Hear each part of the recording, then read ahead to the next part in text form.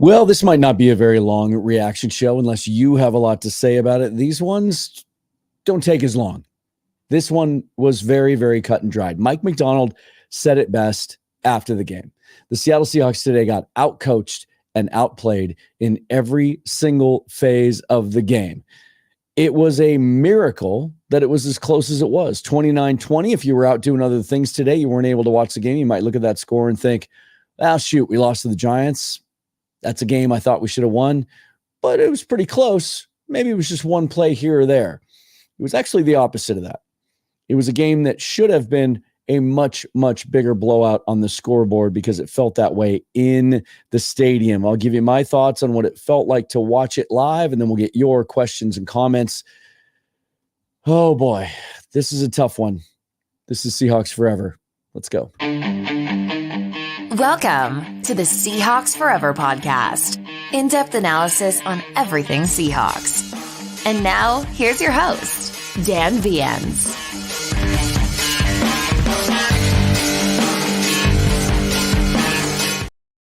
Shout out to BetUS for sponsoring this live stream. Let's get into it right off the bat. You know, we're going to talk about how this fits into the big picture and what we think about the big picture. But I'll just start off saying this.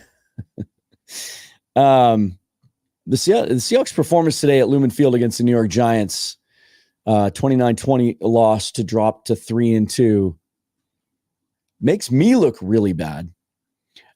I spent most of the week, if you watch my content this week, talking about how all the positives I took away from the loss on Monday night in Detroit.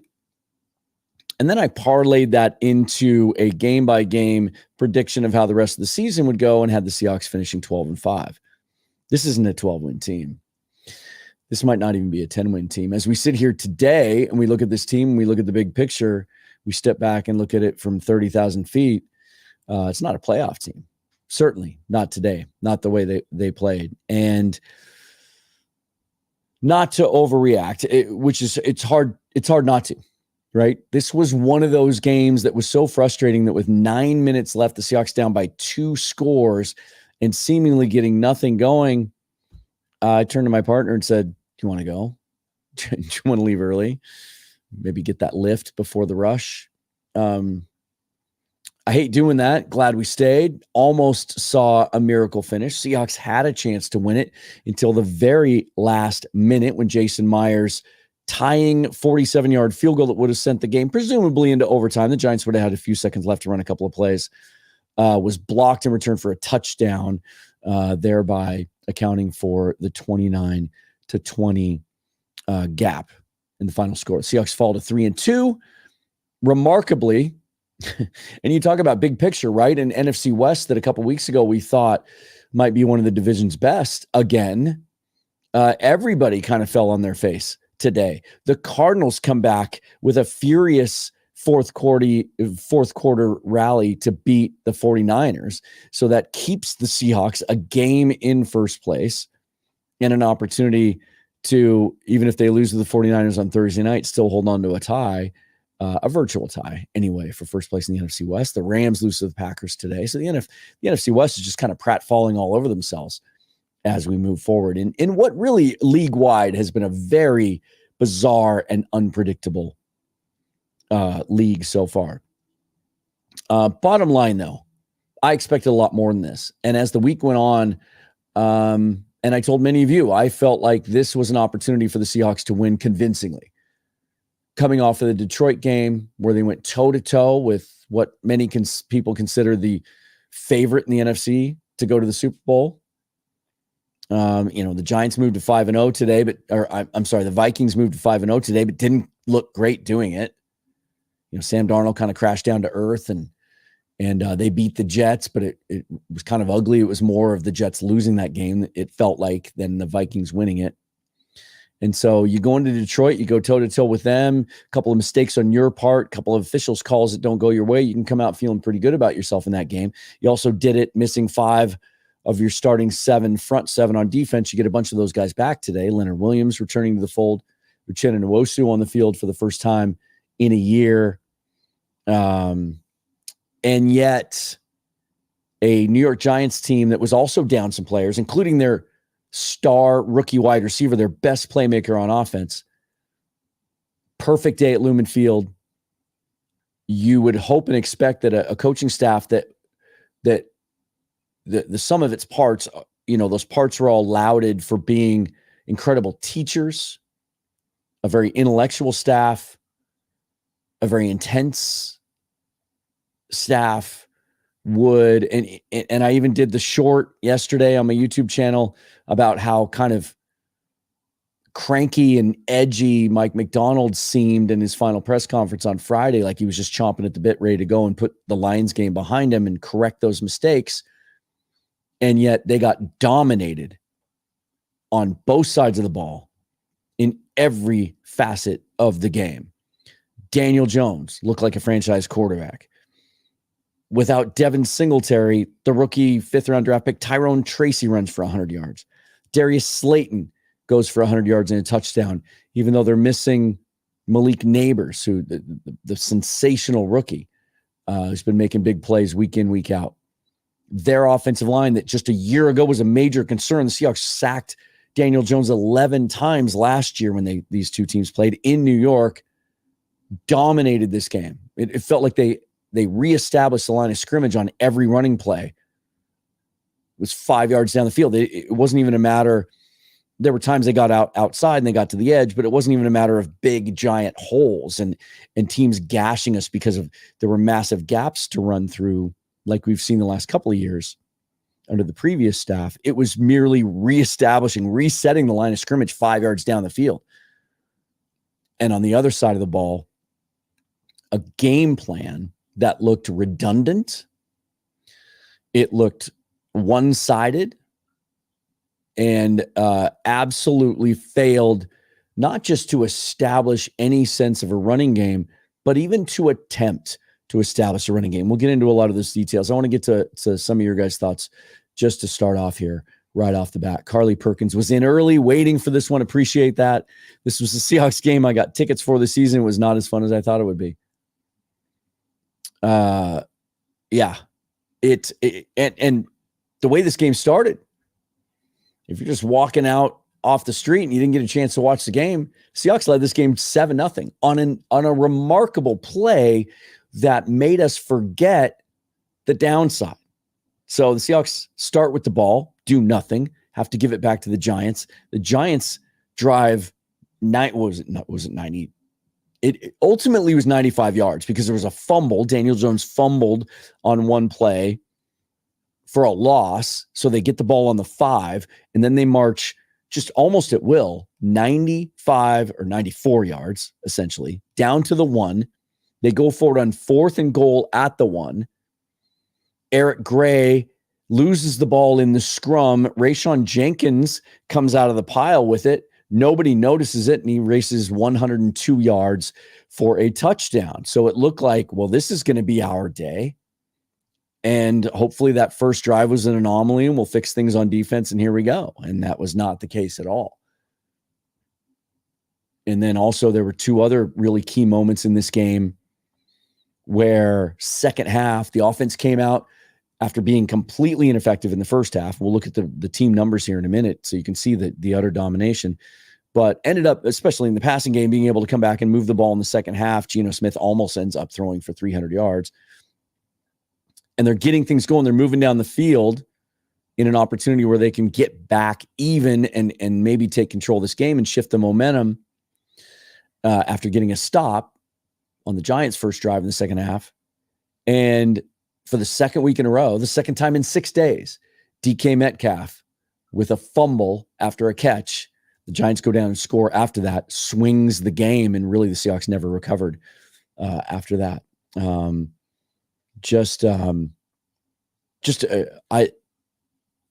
As you go week to week in the NFL, we should all know by now, certainly I should, as long as I've been watching football, that you never know what to expect in the NFL except to expect the unexpected. But of all the potential outcomes today in this game, this being dominated by a Giants team that I still, at the end of the day, I don't think is very good. mean, they have a couple players I'd love to have. Dexter Lawrence. At watching it live, it'll be interesting to watch the replay. Seemed like he was dominant on the inside. Brian Burns, Kayvon Thibodeau. But they've struggled to cover receivers in that secondary. That didn't seem to be an issue for them through the first 3 quarters anyway. Struggled to run the ball. They were averaging, even with Devin Singletary, who didn't play today, averaging less than 4 yards per carry. That wasn't a problem today. Daniel Jones, didn't look great against the Cowboys last Thursday. Looked great today. Almost was, we'll look at the numbers in a little bit, but wasn't Jared Goff perfect but he was pretty close. Pretty darn close. Just a absolute disappointment. Off the top of my head, without going back in the history and kind of looking back over the last 4 or 5 years, maybe would jog my memory. Maybe there's another one. Maybe the most disappointing game overall since the last time the Giants played in Lumen Field, when Jones was hurt and Colt McCoy was playing as a backup. You remember that one? It was late in the year. There were playoff implications on the line. The Seahawks needed to win that one. That was another game where it felt like going into the game, we had the better talent and we should win. The game plan stunk. Couldn't get anything going the whole game. Couldn't make adjustments. They just dinked and dunked the whole game, and we end up losing that one in a very lackluster effort. Maybe as disappointing as that one. This one just felt like a clunker. And what it sets up now for the rest of the season is pretty scary and not pretty. And we'll get into that in a minute. I'd rather be flying an X-Wing. Always jumps into these things. Appreciate that. Lots of negatives to discuss, but I want to focus on a positive first. I think JSN has been getting acting lessons from DK on that long Geno run. JSN fooled 2 defenders on a fake fade, just like DK. Cool. Thought one of the criticisms of many today that I have for Ryan Grubb in that first half was a continuation to come out and not attempt to run the football and not even attempt to deceive the other team. Lots of spread, lots of shotgun. At one point, I think early fourth quarter, they showed the stats on the board in the stadium. The Seahawks only had they were only attempting play action on 19% of their dropbacks. So you're not running the ball effectively, and you're not even giving the defense the threat of a run. It almost felt like I was watching a Mike Leach team. As a proud WSU alum, as much as I love what the late, great Mike Leach did for that program, it was frustrating watching him operate that offense sometimes, just not even attempting to run the football against teams that would just rush 3 and drop 8 because they knew that's what you were going to do. That wasn't the case today. Geno Smith sacked 7 times, but it was because they could pin their ears back. They didn't have to respect the run. Through 3 quarters, the Seahawks had 4 rushing attempts from their running backs. But to your point, X-Wing, got off on a little tangent there. But I thought, coming out now for the 4th week in a row, really, and you could probably look at instances in all 5 games so far where they come out intent from the very first opening kickoff to force the ball to DK Metcalf instead of getting JSN involved early in the game. That was frustrating. Yet another good week from Lockett. He got 75 yards, I believe. Very clutch. Yeah, Carly, he did. He had the big catch at the end of the first half. And then was smart enough to get down so the Seahawks would have enough time to kick a field goal there to tie it at halftime at 10-10. Just taking a look at some of those halftime numbers. This was where the domination was really, really obvious and pretty ugly. At the half, first downs, 15-5 Giants. Third down, 4 out of 8 to 1-4 for the Seahawks. Total plays, 39-17. Total yards, 225-90. 135 passing yards to 88 for the Seahawks. Rushing yards, 90-2. Rushing attempts, 20-2. At the end of the third quarter, New York, first downs, 22-8. Total yards, 377 to 189. Passing yards, 228 to 149. Rushing yards, 149 to 40. Rushing attempts at the end of the third quarter, 27 to 6. One of those was by Geno Smith. Only 5 rushing attempts by the running backs through 3 quarters. Time of possession after 3, 31 minutes to 14. The final numbers, first downs, 24 to 17. Seattle rallied in the fourth quarter, put up some passing yards. Total yards end up being 420 to 333. Total drives, almost even, 12 to 11. New York had the ball first. They had the one extra drive. Rushing, 175 to 102. Rushing attempts, 34 to 11. But by the running backs, let's see what the final numbers there. 7 attempts. Kenneth Walker, 5 for 19. Zach Charbonnet, 2 for 11. Or as the PA announcer called him in the fourth quarter, Zach Charbonneau. It's the same PA announcer they've had for decades. How did he mess that one up? Geno Smith, the leading rusher for the Seahawks today. 4 carries, 72 yards. That's not good enough. 7 carries for 30 yards for the running backs. Absolutely not good enough. Geno finishes 28 out of 40, 284 yards and a touchdown. Didn't look good in the first half, but after another big storyline in this game is after, I think incremental progress through the first 4 weeks, and then against Detroit, where they kept Aiden Hutchinson without a sack, and Geno was able to operate pretty effectively and threw for almost had his first 400-yard passing game. The offensive line was abysmal today. On a 4th and 1 at a key moment in the second half, gave up a sack of Geno Smith where there was no chance. No chance. Greg Bell asked Laken Tomlinson in the locker room after the game to describe that play, and he kind of hemmed and hawed for like 20 seconds and then said, I don't recall. Just absolutely got blown away. Can't wait to see the snap counts. That right guard rotation. I saw Haynes in there in the second quarter, but I saw mostly Anthony Bradford today. It's not good. You guys, I'm not sure Connor Williams is playing up to the standard that we expected when the Seahawks signed him. Maybe he's still not 100% healthy. And we're going to talk about standards as far as, this roster and coaching staff goes as we move on. Let's jump Lane Smith up to the front. Thank you so much for the super thanks. I've seen people calling this a Jim Mora 2.0 scenario. Is it that bad? No, of course it's not. And people are going to overreact, and they're going to make big, giant assumptions. This is not Jim Mora. This is not Brandon Staley. I still have a tremendous amount of respect for Mike Macdonald, what he's done in his career to earn this opportunity, and his staff. There's a learning curve, man. It rarely happens right away for head coaches. It rarely happens right away for young head coaches.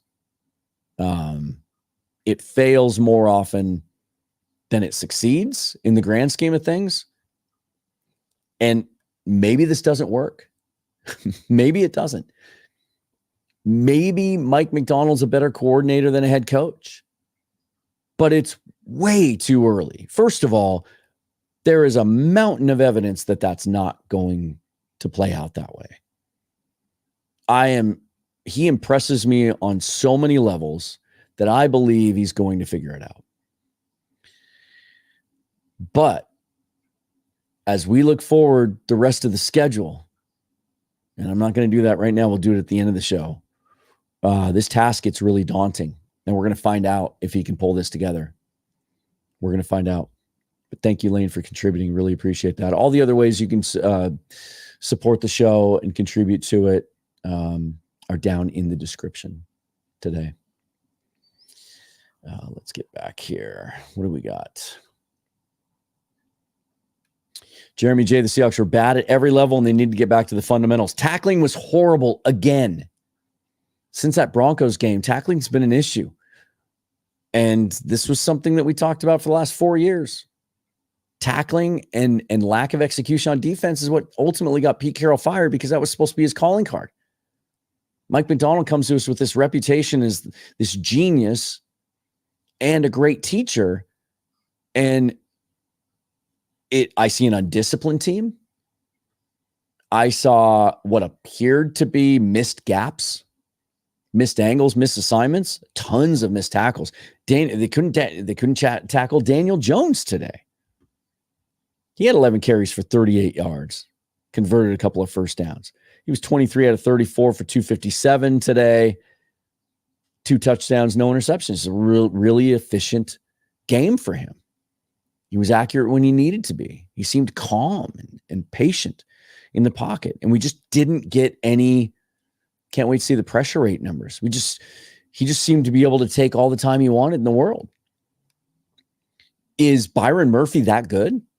Is he that much of a difference maker? Is Boye Mafe, who was ruled inactive today, and Corbin Smith said he thought he could have played, but let's hold him back. Let's hold him out until Thursday, big game against the Niners. Are they that big of a difference? Uchenna Nwosu, we finally get him back. Saw him make a couple of plays, but he didn't seem to make a dynamic impact. And then he banged up his thigh. Haven't got an update on that yet. And he ended up leaving the game, not coming back either.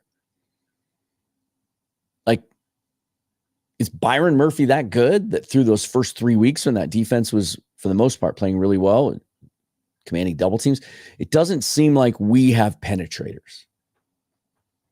As good as we all believe and agree that Leonard Williams is, not a penetrator. It's more of a gap stuffer and a block eater and can collapse the pocket at times with his strength. Didn't really notice Derek Hall making a lot of plays today on defense. Didn't notice the line. Saw a couple of times where it just seemed like the linebackers were guessing wrong or getting into the wrong gaps, and the running backs were able to bounce through, bounce outside. Didn't see Tyrese Knight on the field for a single snap. Jerome Baker was back, but Knight's played really well. You don't find opportunities for him. It felt like we were watching the same defense we've been saddled with the last 2 years, didn't it?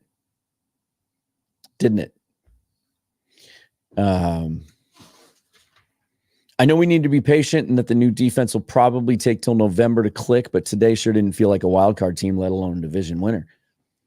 I mean, we'll see. It seems like nobody wants to step up and assert themselves in this division right now. 49ers have lost 2. Have the 49ers lost 3 straight now? Or 2 straight? The Rams just don't seem to be able to put all the pieces together, and they're missing so much on defense. They're just not there yet. I can't figure the Cardinals out. They look really good the first 2 weeks, and they look bad the next 2 weeks, and then they come back and beat the 49ers today. Who knows? But you look around the league and you watch these teams play, a lot of up and downs. The Bills today again. The Ravens are 2-3. There's some weird stuff going on in the NFL right now. Let's take a look at these standings. Right? The Jets kind of look like a mess. I'm sorry, the Ravens are 3-2. The Bengals are 1-4. In the NFC, the class of the NFC is Minnesota Vikings and the Washington Commanders. All of you who thought that Dan Quinn would have been a disaster hire in the offseason, he's got Jaden Daniels as a rookie playing at an all-pro level and all those weapons, and Cliff Kingsbury looks like a genius offensive coordinator, and that defense is playing great. They're 4-1. Vikings are 5-0, and to me, this is, the Vikings didn't play well today, and they still found a way to win the game. And I feel like even as badly as they played today, the Seahawks had chances to win the game. They just couldn't find them. And then you look at the NFC South, the Falcons and Bucs are both 3-2, but the Falcons have kind of won all their games in the last second. Saints got off to that great start, and then they lost 2 straight. So who knows? It's wide open. They got time to figure it out. But actually, let's get into this here before we get to the rest of these comments. Let's not delay the inevitable anymore, because the really frustrating thing about this game, and the thing that was most galling, and might actually define this season in some ways is, and you've heard me say this, there's no easy games, there's no gimmies in the NFL, but this matchup just felt like an opportunity for the Seahawks to bounce back after getting stung for the first time on Monday and kind of learning some things. This was kind of the last easy-ish game that you could foresee on the schedule. They were 7-point favorites today. Because now, the 49ers come in on Thursday night. I can't figure them out. But do you honestly think the team we saw today can turn around in 3 days and beat the 49ers? I sure don't.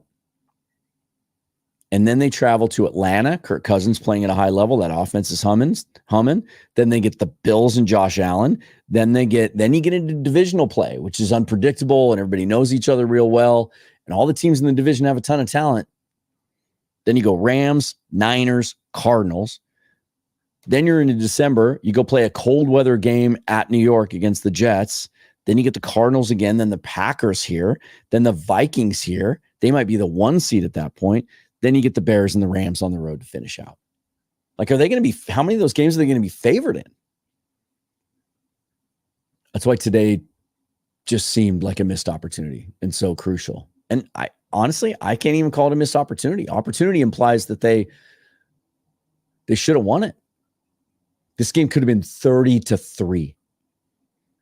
If they score on that drive instead of the fluke fumble and Jenkins returning it 102 yards, it's crazy to think, but this game should have been, I'm sure the Giants are saying that in their locker room, maybe their post game. Like, we should have made this game easier on ourselves because it felt like that. Rudy, might be an uncomfortable take, but it felt like the players didn't want to play, just like last year under Pete. In the stadium, didn't feel like there were any effort issues. Didn't feel like there were any want to issues at all. Not at all. I think you felt from McDonald in his press conference on Friday, there was an intensity and an edge. And I can't wait to see the press conference on video after we're done here, because it sounded like he sounded pretty perturbed today. This is a learning curve, like I said. I mean, I think he was getting irritated on Friday because it's his first time facing the redundancy of questions over and over and over again. He's a very intellectual guy. He wants to answer questions at a high level intellectually, but maybe he just needs to learn to get through these press conferences without kind of peeling back the curtain all the way, as much as I think he wants to. Rudy says, I did not forget about how we got to that fumble. Masterful. O-line is trash. Clearly, Geno is him, though. I think he's doing the best he can behind that line, and you're right.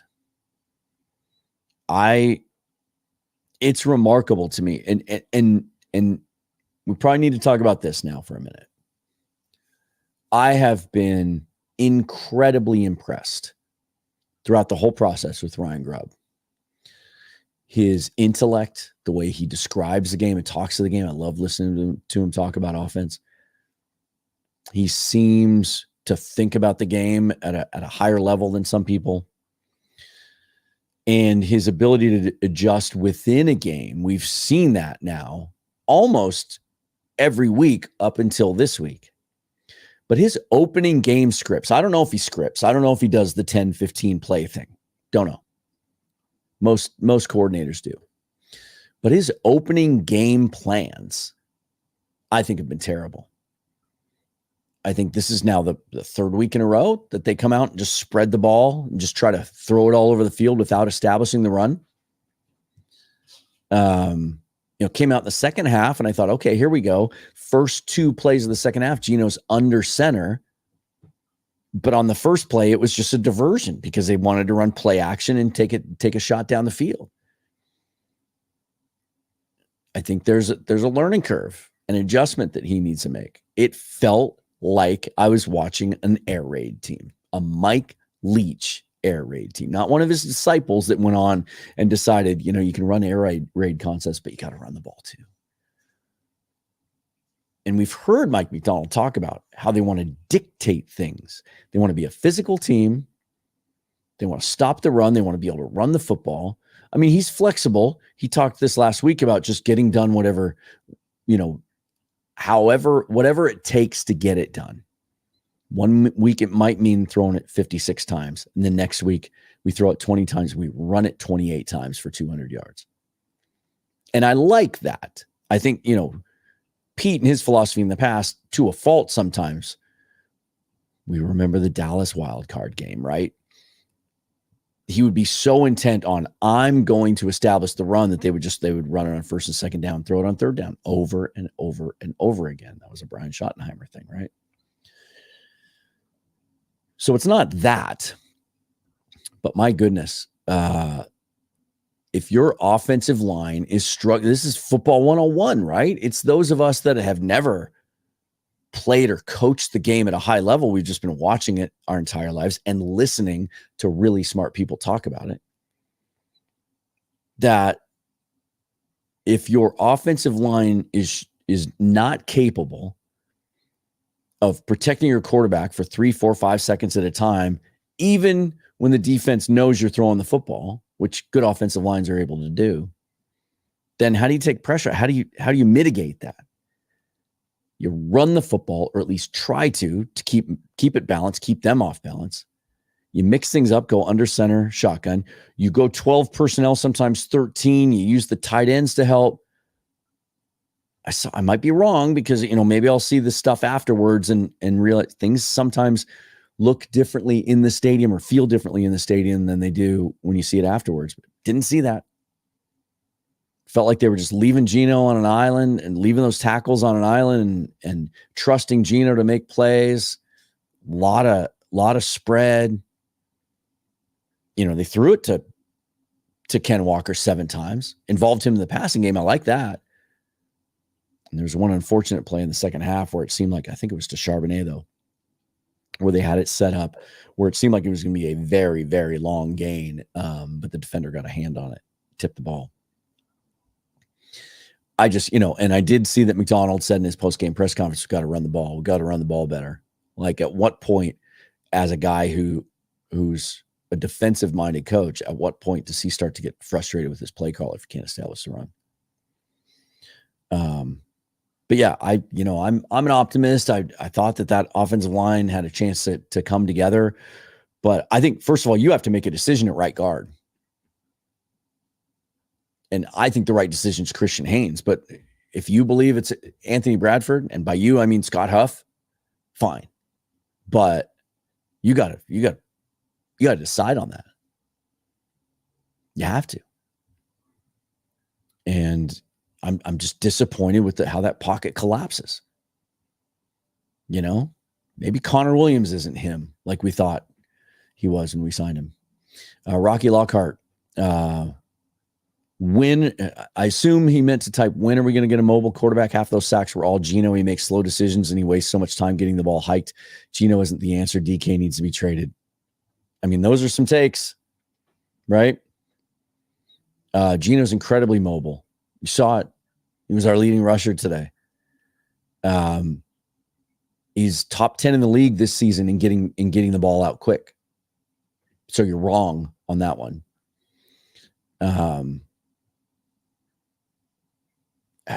I don't know what the answer is there.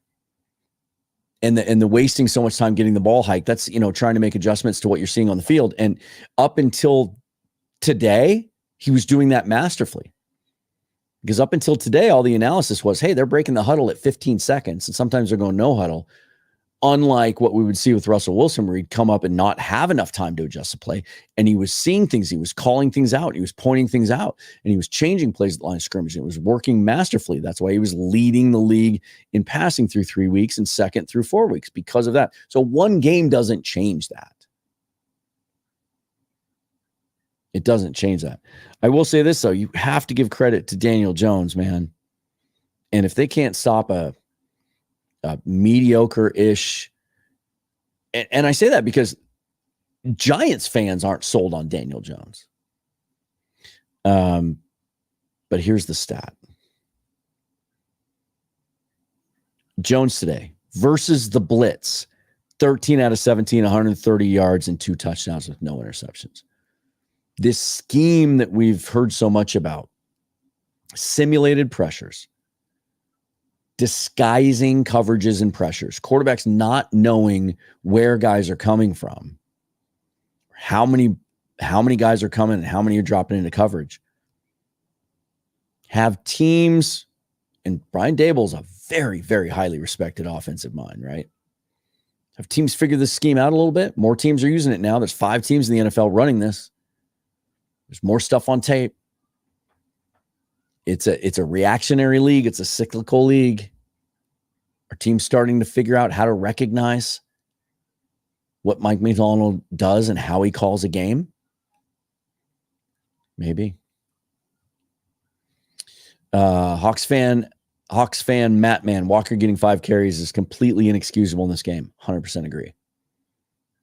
No excuse for it. There just isn't. This one, during the season, silly. Trade DK, don't want to pay him anyway. Go get what you can. I know Mike Salk just keeps talking about this on Cairo 710. I still think he's an elite player. Frustrated by the fumbles like you are. He's a matchup nightmare for teams. And I don't care what players make. I don't care what players make. Mike Salk is wrong. You can extend all your guys that you want to extend. You can make that work. Tyler's money is going to fall off either next year or the year after. So you basically swap that. You're only going to have one big wide receiver cap hit a year from now, most likely. Don't worry about what players make. Good cap guys, figure out a way to get it done. Feel bad for Geno. He's playing so well with no support, no run game, no O-line, no nothing. Is this a comment from 2022? This is a comment that got stuck from last year, one of my post-game shows? No, but it feels like it, right? It feels like it. We've been saying now for 3 years, and we see Geno continue to get better. His processing's better. His decision-making is better. There was one play. This happens to every quarterback in just about every game. There was a play where he tried to force it into DK in coverage. The ball's dropped where JSN standing right in front of him 15 yards down the field, wide ass open for a first down. He misses him. Yeah, I'd love to see what Geno Smith could do with 4 seconds to throw the ball every time.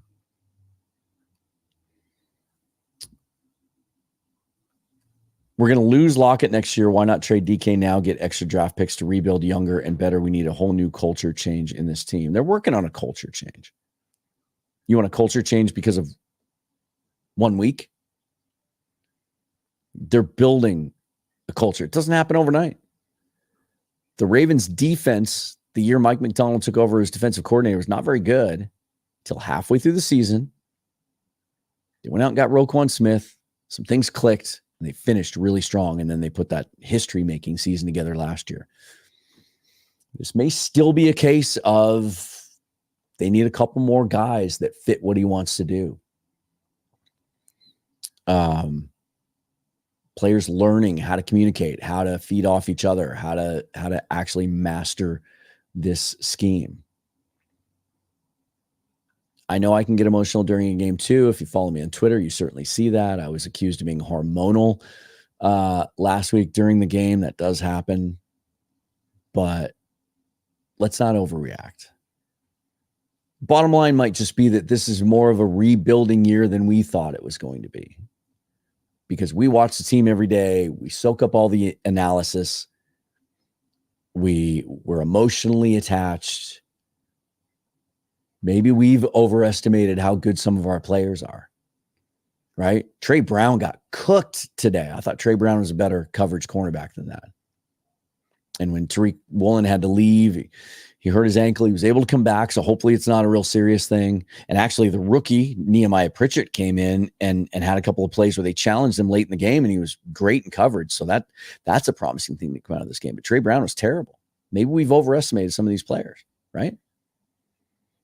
Maybe Jaron Reed is toast. I'm just kind of cherry picking examples, but as much as we saw some positives from Terrell Dodson, I haven't watched the tape yet. Maybe he played poorly today. Maybe we still are going to be chasing inside linebackers in the offseason. And as I said earlier, maybe Mafe makes that big of a difference. Maybe Murphy is that big of a difference maker. If I told you that we were going to go out and trade for a big-time defensive tackle between now and the trade deadline, that'd probably excite you, right? Well, getting Murphy back might be that guy. Don't know if that guy's there for the offensive line. Maybe Abe Lucas comes back at some point this year, but he can't help on the interior. You're not gonna get full value what you want for DK at the deadline this year. Team's cap is accounted for. The teams that have cap space are probably looking for other positions. Like, I don't know. Just stop trying to trade. Keep good players. Stop trying to add draft picks next year because those guys rarely have impact immediately. We're seeing it now. Is Devin Witherspoon dominating? He made some plays today.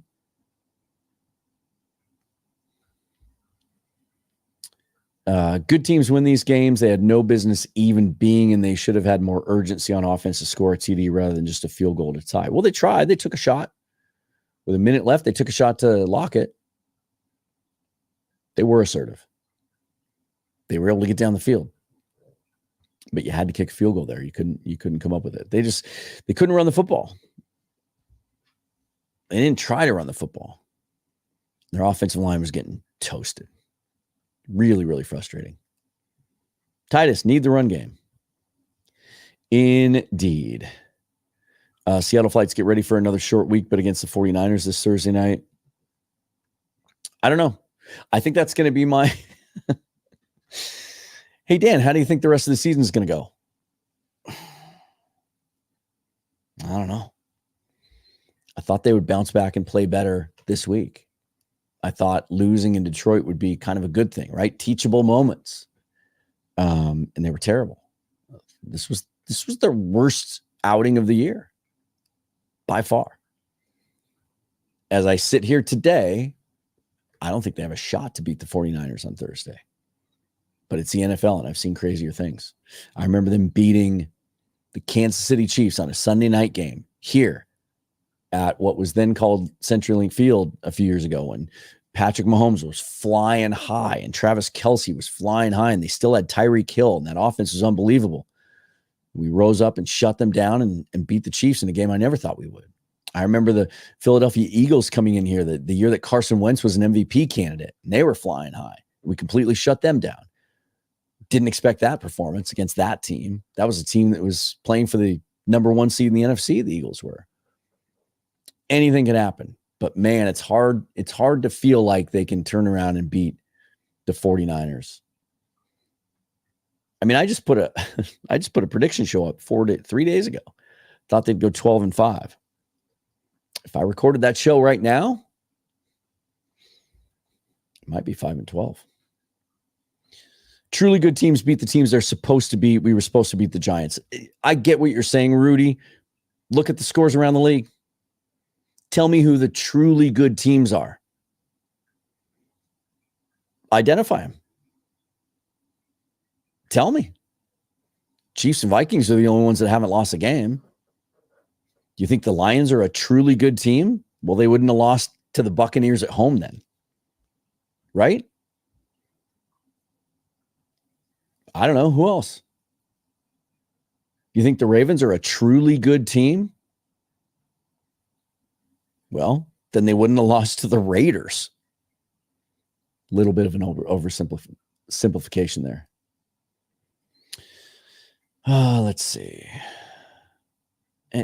Another oversimplification. We need a younger, more mobile quarterback, a better offensive line, 2 big run stoppers. I get it. You're saying we need a more mobile quarterback because there's not enough time to throw. How about fix the offensive line? I'm convinced of this. If you put Geno Smith behind the Detroit Lions offensive line, healthy with Frank Ragnow, he's an MVP candidate. He's 5,000 yards and 35 touchdowns. Oh, let's see. This one's tough. Rocky Lockhart. We need a change in this team. They're soft. If you look at the parts, right? Leonard Williams is a soft player. No. Jaron Reed, a soft player. No. Derek Hall, a soft player. No. Chen Nwosu, a soft player. No. The linebackers, don't know yet. Devin Witherspoon, a soft player? No. Julian Love, Rayshon Jenkins? No. Reek? Don't know. It's hard to put your finger on it. I know we're all trying to, and that's where these comments come from. And I love the feedback, and I don't mean to, disagree with all of you. I'm just saying, at the end of the day, even as much as I'm frustrated and I'm sitting here and I'm being negative, I'm being pessimistic, it is one game. And in this league, this team is perfect. We could be talking 4 days from now, we could be singing a completely different tune. They come out, they play a cleaner game. They beat the 49ers on Thursday night. All these comments are going to be a little different, right? Someone needs to explain why Tomlinson dove into the ground on the field goal attempt. That was ridiculous. Have you seen the replay? This is a point of contention. Watch the replay. It sure looks like, and Greg Bell asked Tomlinson about it after the game, and he said, I thought it should have been reviewed by the officials. That was some sketchy stuff. One of the players pushed Tomlinson down by his shoulder pads as the other player went to jump into the gap.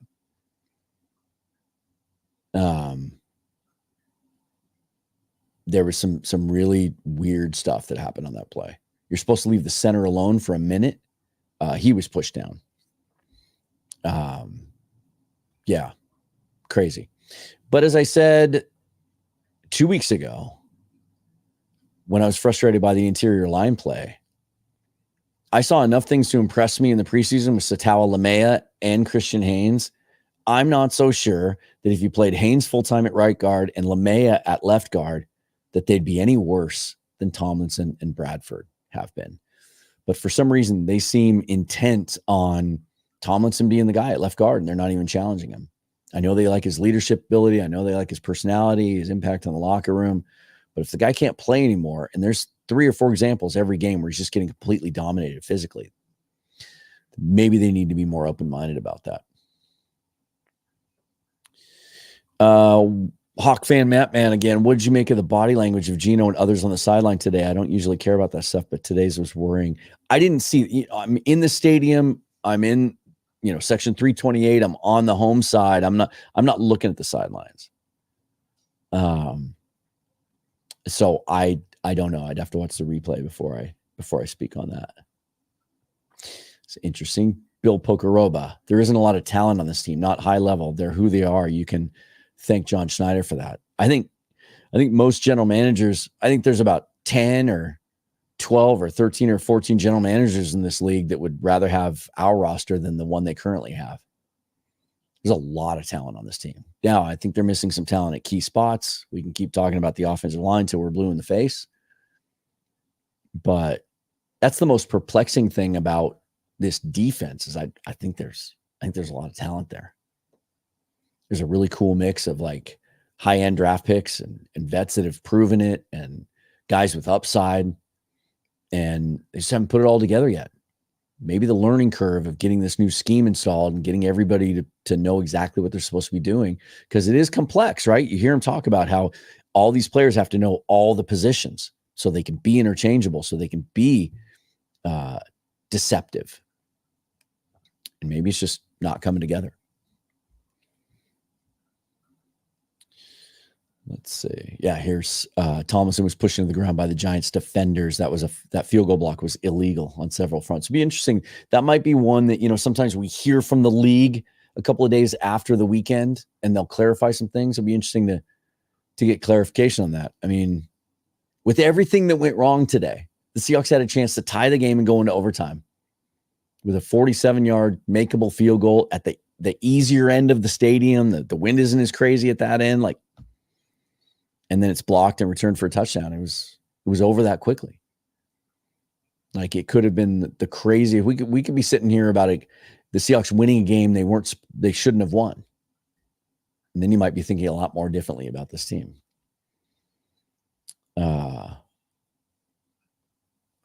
Rocky says you can rattle off all the stats you want, but 7 sacks, half of those were all on Gino. He's slow to react. He can't go laterally at all, only back to pocket the forward. I can show you, I can put together a clip of 20 plays that he makes rolling laterally to the right and to the left and being able to deliver the ball and throw the football. The preferred thing as a quarterback when the pocket's collapsing is always to go up in the pocket and you're trying to make a play, right? I assume you're stating that your opinion is that half of those sacks were on Geno. We'll see what the analytics say. But regardless, he's not getting time to throw.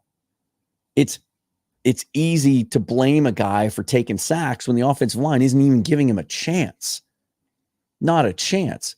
I don't remember in the stadium, off the top of my head, 3 or 4 times where he had a comfortable amount of time to throw the football. I just think it's easy to blame the quarterback, especially when your offensive coordinator is not calling any play action, not putting you under center, everything's shotgun, a lot of empty backfield. Come on, man. Let's see if there's anything new. We're getting a lot of the same kind of thing.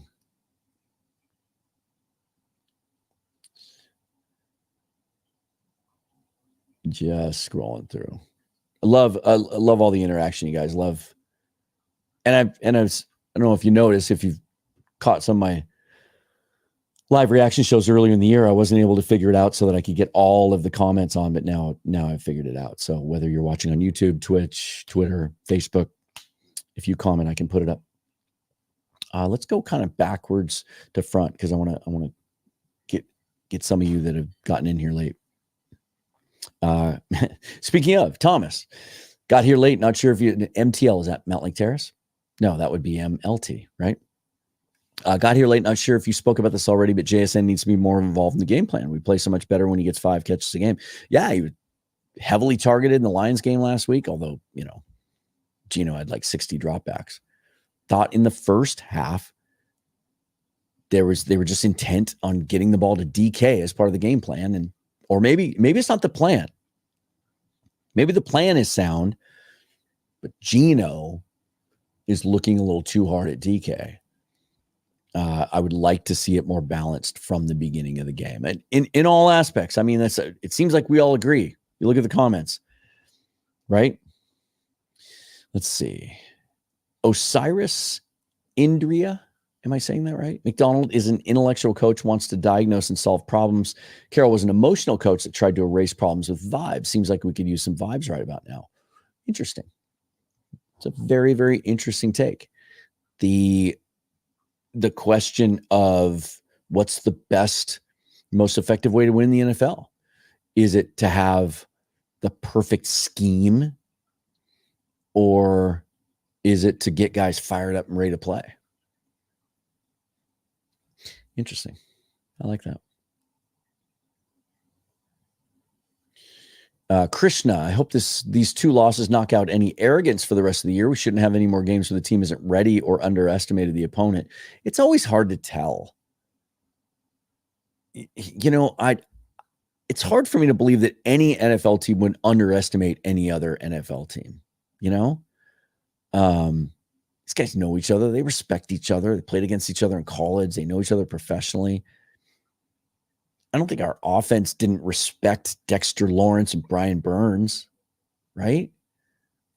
I don't think our defense didn't respect some of the guys they have up front. And I don't know.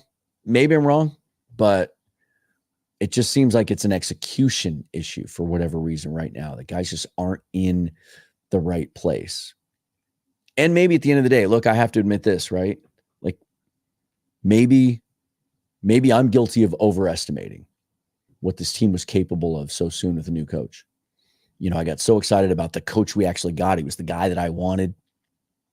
I love everything about his history and what he's done. And so I've used this analogy before. When you watch a boxing match, I mean, boxing is dead, but when you used to watch a boxing match when there would be 3-4 matchups every single year of these superstars going head to head, you have your favorite, right? You go into the game, whether you're better or not. And you're watching your guy. As you're watching the boxing match, you're watching your guy. And so you're noticing when your guy does something good, that registers with you because that's what you want to happen. Maybe I'm guilty of that, like even through the preseason, which is almost irrelevant now. Like, I'm seeing things along the way that play to my desired narrative or predisposed opinion. And so maybe I've overestimated how quickly this was all going to come together.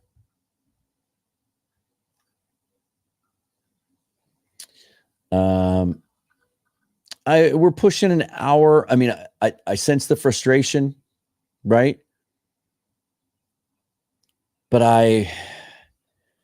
man, guys, it might get worse before it gets better. You know, I keep reminding people when Greg Bell was on the show a few weeks ago that, you know, he said, I think the team's going to be a lot better in November than it is in September. Well, now it's October and the schedule gets a lot tougher.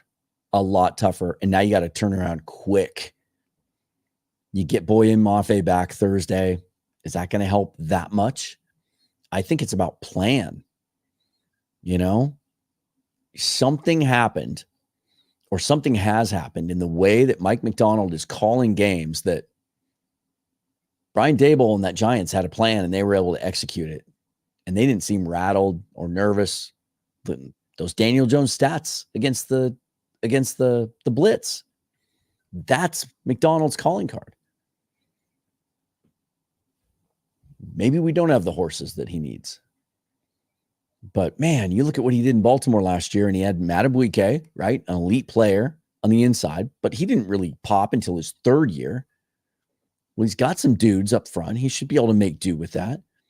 And then he's making it work with retreads. Jadeveon Clowney, Kyle Van Noy, right? And then he had guys like Malik Harrison and Tyus Bowser, sort of replacement level players. He had Kyle Hamilton. You know, we've got Devin Witherspoon, Julian Love. And then they brought in Roquan Smith and paired him with Patrick Queen. Maybe they're just a dynamic player in the middle away, or maybe some guys just have to take a step forward, or maybe we just need to have all 11 guys on the field at the same time. But I feel like there's just something missing that's hard to put our finger on. And if they don't fix it soon, it's going to be a long, long, long season. I want to give a shout out to one of our title sponsors from Manscaped. They're running a great deal right now on their brand new product. And I got to tell you guys, like, I have never been an electric shaver guy because it never worked for me. Like, I could never get a close enough shave on the part that I do shave with an electric razor. So I always used a blade razor. And back in the days when I was on television, I had to shave every day. It would beat the heck out of me because I'd have to use a blade every day. I envied guys that could use an electric shaver. Well, they have this new innovation. It's called the Chairman Pro. And they sent me one and I've used it and it's phenomenal. It's a foil shaver. If you like a little stubble, they have guards where you can raise it up. But this thing's incredible. You can feel it just from the weight in your hand. That's a quality product. And it's the first electric shaver, honestly. I wouldn't be telling you this if it wasn't true, that I got a close shave on my face with an electric shaver. And right now, if you go to manscaped.com, promo code Seahawks, 20% off, free shipping at manscaped.com. Let me just see if there's a couple more here we could throw in. Elena says Giants players are just more physical. That's the difference. Hawks aren't big and physical players. They are. But sometimes there's just, first of all, I heard this many years ago and I believe it. I think desperation is a really dangerous ingredient in an NFL football game. The Giants, they had one win.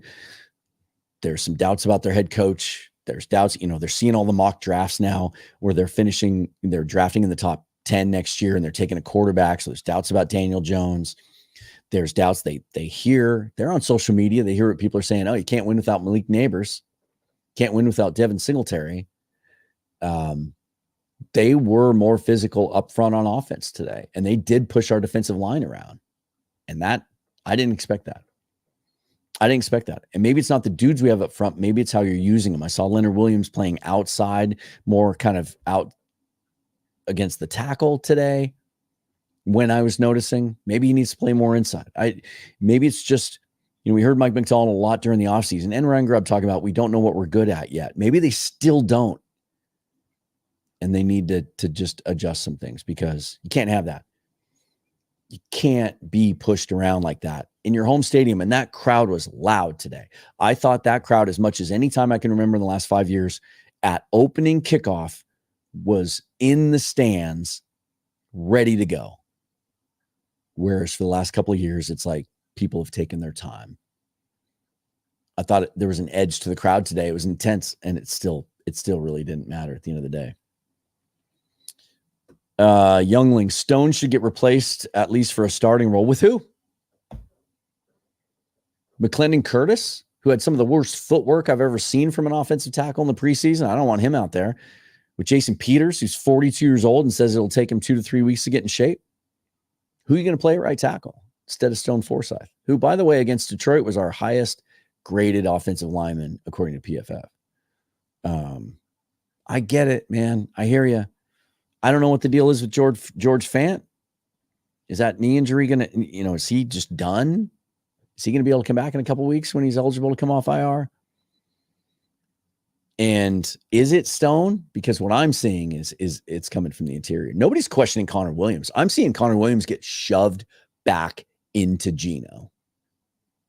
And I don't ever think power was his game. I think he was always known as more of a better pass protector than run blocker, but he was a top 5 center the last 2 years, according to PFF, in both of those areas.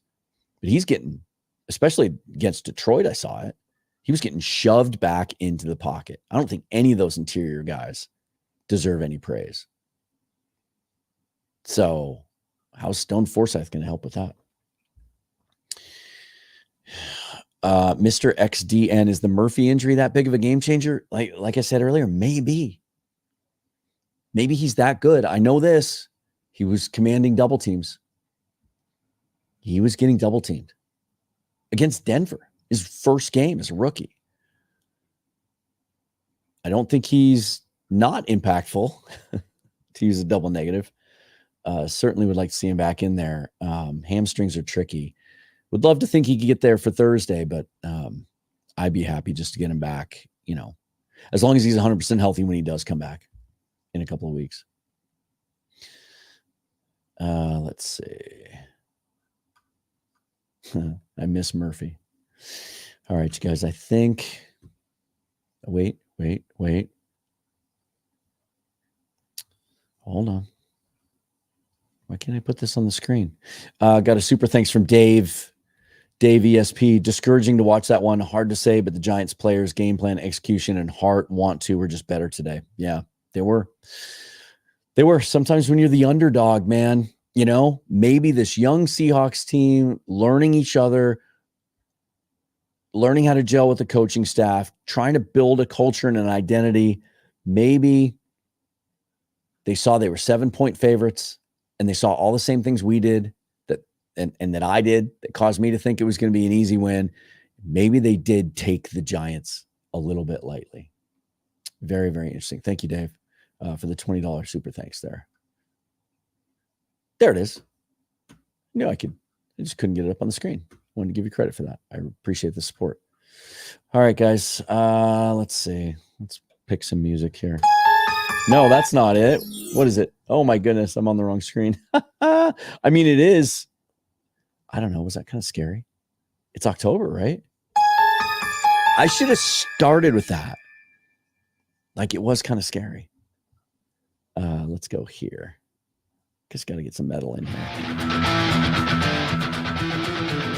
Follow me on Twitter at Seahawks Forever. Hit that bell button on YouTube so you get notification of future episodes. That's a big one because with a short week, not sure exactly what the schedule is going to be. We'll keep an eye on injuries. We'll keep an eye on reports of potential position changes. Uchenna Nwosu with that thigh injury again had to leave the game. Man, I can't wait to see that guy. I'd love to see him back for a long stretch, healthy again.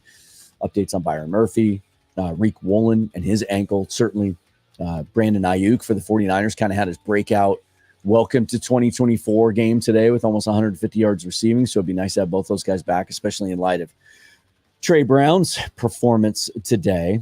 All the ways you can support the show are down in the description. Thank you so much for tuning in, you guys, and chipping in.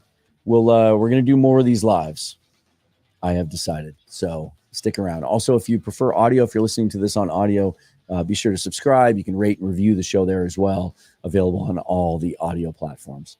That's going to do it, you guys. Forever and always go Hawks. Thanks again to BetUS for sponsoring this live stream. We'll see you next time.